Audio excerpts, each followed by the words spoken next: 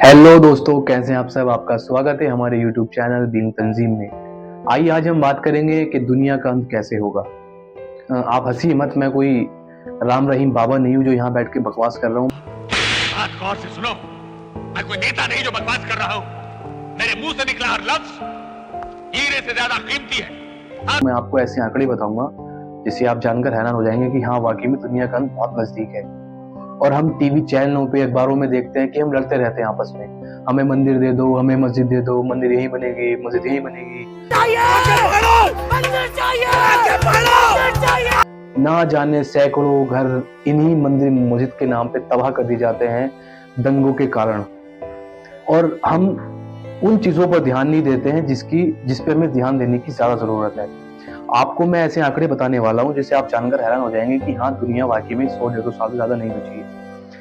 आपने देखा होगा कि आजकल मौसम बहुत जल्दी बदलने लगे हैं, गर्मी ज्यादा बढ़ गई है, अगर ठंड आती है तो ठंड भी ज्यादा होने लगी है।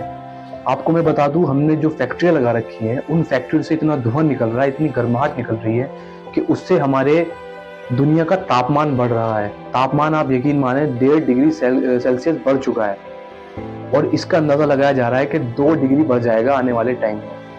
अब आप बोलेंगे तापमान ही तो बढ़ रहा है, इससे क्या होगा। अब इसका सबसे बड़ा इफेक्ट पड़ेगा हमारे ग्लेशियर पे, हमारे हिमनद, जो हमारे बर्फ के पहाड़ हैं। जब गर्मी बढ़ेगी तो उनका पानी बनना शुरू होगा, जो वो बर्फ के रूप में जमे हुए हैं, और कई रिपोर्ट ऐसी आती है कि वो बहना शुरू हो चुके हैं।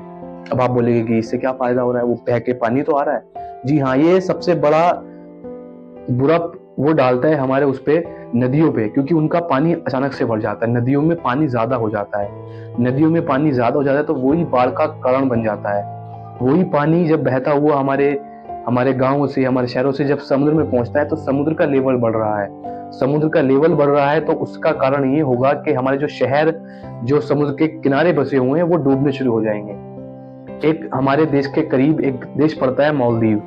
आपको मैं बता दूं 25 से 30 साल के अंदर वो डूब जाएगा, ऐसी रिपोर्ट का दावा है।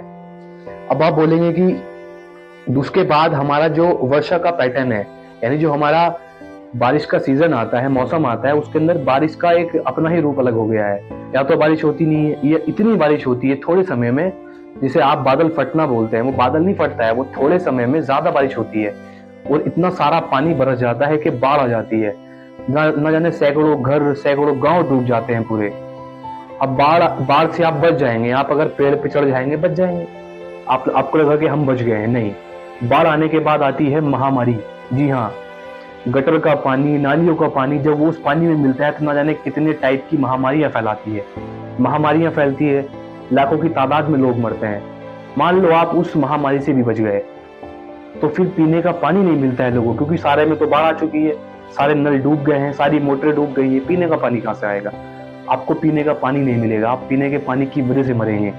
और आपको मान लो कहीं से पीने का पानी मिल गया, आपने जान बचा ली पी के पानी, उसके बाद पड़ता है सूखा। जी हाँ, हमेशा बाढ़ आने के बाद सूखा पड़ता है और सूखे के अंदर खेती नहीं होती है, अनाज पैदा नहीं होता है, आप क्या खाएंगे। फिर मौत के करीब हम जाएंगे। मान लो किसी ने हमें गेहूं अनाज दे दिया और वो जो जमीन सूखे के बाद हमें मिलती है वो उपजाऊ मिट्टी नहीं होती है। उसमें आप कितने ही चावल बोले, कितने गेहूं बोले, कितना ही गन्ना बोले, कोई सा भी अनाज बोले, उसमें पैदावार नहीं होती है। चलो मान लो आप कि आपने पैदावार भी कर ली। दूसरा कारण ये है कि हमने उस जमीन के अंदर इतना फर्टिलाइजर, इतना केमिकल डाल दिया है अपनी जमीन के अंदर, अपना उत्पादन बढ़ाने के लिए, अपना गन्ने को नए नए हम उसके अंदर फर्टिलाइजर डालते हैं कि वो जमीन बंजर होती जा रही है, उसके अंदर उत्पादकता घट रही है। आप खुद गौर करें, अगर आप अपने किसी गांव वाले में रहते हैं, किसी गांव में रहते हैं, किसी गांव वाले को जानते, किसान को जानते हैं, तो आप उस किसान से पूछना कि पिछले 2 साल में उत्पादकता घटी है। फर्टिलाइजर डालने के बाद भी उत्पादकता घटी है, यानी जमीन की जो उपजाऊ नेस्टी है वो खत्म हो चुकी है। अब हमारी जमीन इतनी उपजाऊ नहीं है। हरित प्रभाव जो था हमारा, जो पंजाब में देखा हमने, वहाँ पर कितना अनाज पैदा करते थे लोग, लेकिन इतना फर्टिलाइजर वहाँ यूज किया गया है जमीन के अंदर, इतना खाद डाला गया है, केमिकल डाले गए हैं कि जमीन बंजर हो गई है, अब उपजाऊ नहीं होगी। उसके बाद सबसे बड़ा कारण आता है वनों की कटाई। जी हाँ, हम वन इतनी तादाद में काट रहे हैं कि जैसे हमारे बाप ने हम पेड़ बोए थे और हम उन्हें काट रहे हैं, बेच रहे हैं। देखिए, पेड़ काटना कितना बुरा होता है एक इंसानियत के लिए। जब पेड़ कटते हैं तो वहाँ की जमीन ढीली हो जाती है। अब जब जमीन ढीली होगी तो बारिश पड़ेगी तो वो ऊपर की मिट्टी को बहा के ले जाएगी साथ, फिर वहां पेड़ पौधे पैदा नहीं होंगे। उसके बाद होता है भूस्खलन, जो पहाड़ों पे देखा होगा कि पूरे के पूरे पहाड़ रोड पे आ गए हैं, रोड पे गिर गए हैं, पत्थर गिर रहे हैं। वो इसीलिए हो रहा है क्योंकि हमने पेड़ काट दिए हैं, और पेड़ काटने से उस जमीन का ढीलापन सामने आ गया है, वो मिट्टी ढीली हो गई है। तो जहां भी बारिश होगी वो सारे पत्थर, सारी मिट्टी रोड पे आ जाएगी। न जाने कितने सैकड़ों लोग मरते हैं पहाड़ों में इसी वजह से। दूसरी वजह, हमने पेड़ काटे तो ऑक्सीजन की कमी होगी, ऑक्सीजन नहीं मिलेगा हमें जीने के लिए। भाई ऑक्सीजन मिलता है पेड़ों से, हम उन्हें काटते जा रहे हैं बड़ी तादाद में। दूसरी बात, हम वनों को इतनी तेज गति से काट रहे हैं कि हमने जंगली जीवों का रहना दुश्वार कर दिया है। आपने कई बार खबर सुनी होगी कि शेर जो है, तेंदुआ, चीता गांव में घुस गया है। अरे भाई, वो गांव में नहीं घुसेगा तो वो कहाँ जाएगा? क्योंकि हम उनके घरों में घुस गए जाके। हमने वहां पे जंगल काट दिए, उनके जो जंगल बचे थे वहां हमने बना दिए जू। हम उन जू में घूमने जा रहे हैं, हम घूमने जाते हैं, हम उन जानवरों को परेशान करते हैं, कभी उनकी फोटो खींचते हैं, कभी उन्हें पत्थर मारते हैं, कभी वहां सिगरेट पी के फेंक देते हैं, वहां जंगल में आग लग जाती है हमारी सिगरेट की वजह से। ऐसे कई जाहिल लोग हैं जो जू में घूमने जाते हैं, चिड़ियाघरों में घूमने जाते हैं और सिगरेट पी के, सिगरेट बुझाती भी नहीं, वहां फेंक देते हैं, वहां सूखी पत्तियां होती हैं, उनमें आग लग जाती है, पूरे के पूरे वन खत्म हो जाते हैं, उनमें जीव जंतु मर जाते हैं। मेरी आपसे गुजारिश है कि पहली बात तो घूमने क्यों जा रहे हो तुम? मतलब जानवरों को देखने का शौक हो तो टीवी पे देख लो, वहां जाने की जरूरत क्या है? वहां इतना कूड़ा फैलाते हैं, चिप्स के पैकेट में फेंक आते हैं, फिर वो मवेशी बेचारा उस पन्नी को खा लेता है, उसके फेफड़ों में फंस जाती है, जाके उनकी मौत हो जाती है। तो आपसे गुजारिश है ऐसा ना करें। अगर आप जू में घूमने जा रहे हैं तो इस पर ध्यान रखें। उसके बाद आता है रेगिस्तान, मरुस्थलीकरण इतनी तेज बढ़ रहा है कि सारी जमीन बंजर होती जा रही है। राजस्थान जो हमारा स्टेट है, राज्य है, आप वहां की जमीन देखे दिन प्रतिदिन बंजर होती जा रही है पानी की कमी की वजह से, और हमने इतना फर्टिलाइजर यूज कर लिया है कि वो बेकार हो चुकी है। अच्छा, मान लीजिए आप इन सब चीजों से भी बच गए, आप बारिश से भी बच गए, समुद्र से भी बच गए और महामारियों से भी बच गए, तो मैं आपको एक रिपोर्ट बताना चाहता हूँ। हाइड्रोजन बम, न्यूक्लियर वेपन, परमाणु बम हमने इतने बना लिए हैं, दुनिया ने इतने परमाणु बम बना लिए हैं कि उनसे तो बचना मुश्किल है, नामुमकिन समझो। 13,000 प्लस परमाणु बम दुनिया ने बना लिए हैं।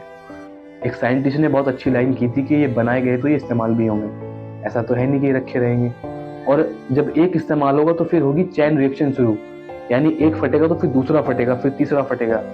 ये है अंत दुनिया का जो होगा। हम कितने ही मंदिर पे, मस्जिद पे लड़ते रहे, मरते रहे, तो आपसे गुजारिश है कि मंदिर मस्जिद पे ना लड़े, क्योंकि हम तो वैसे ही मरने वाले हैं। ज्यादा जिंदगी नहीं बची है लोगों के पास, 100 साल, 150 साल मुश्किल है। पीने का पानी खत्म हो रहा है, बरसात का पैटर्न बदल रहा है, जमीन बेकार होती जा रही है। हथियार हमने इतने बना लिए हैं कि उनका इस्तेमाल होगा, और किसी जाहिल के हाथ अगर वो हथियार लग गए तो वो पहले भी इस्तेमाल कर सकता है। तो आपसे गुजारिश है कि आपस में मोहब्बत बनाएं, चाहे वो कोई भी हो, किसी भी धर्म का हो, नफरत ना फैलाएं, पड़ोसियों के साथ अच्छे से रहें, माँ बाप के साथ रहें, माँ बाप की इज्जत करें, खानदान के साथ अपने जुड़ के रहें। यही जिंदगी है, बाकी कुछ बचा नहीं है जिंदगी के अंदर। बहुत जल्द दुनिया निमटने वाली है और हमें मंदिर मस्जिद चाहिए। घर पे पूजा होती नहीं है, घर पे नमाज पढ़ी नहीं जाती है, बस मंदिर चाहिए, वहीं पूजा होगी। नहीं, नमाज तो उसी जगह पढ़ी जाएगी, वरना नमाज नहीं होगी। तो इन सब चीजों से ऊपर उठे मेरे भाइयों, प्लीज। पूरा देश ऐसी आंच पे खड़ा है कि बस हल्का सा पेट्रोल डालने की जरूरत है, ऐसी आग लगेगी कि दुनिया खत्म हो जाएगी। इजराइल में देख लीजिए, यूक्रेन में देख लीजिए, कितने लाखों लोग मार दिए हैं सिर्फ जमीन के ऊपर, और मरने के बाद सिर्फ 4 फुट जमीन चाहिए हमें।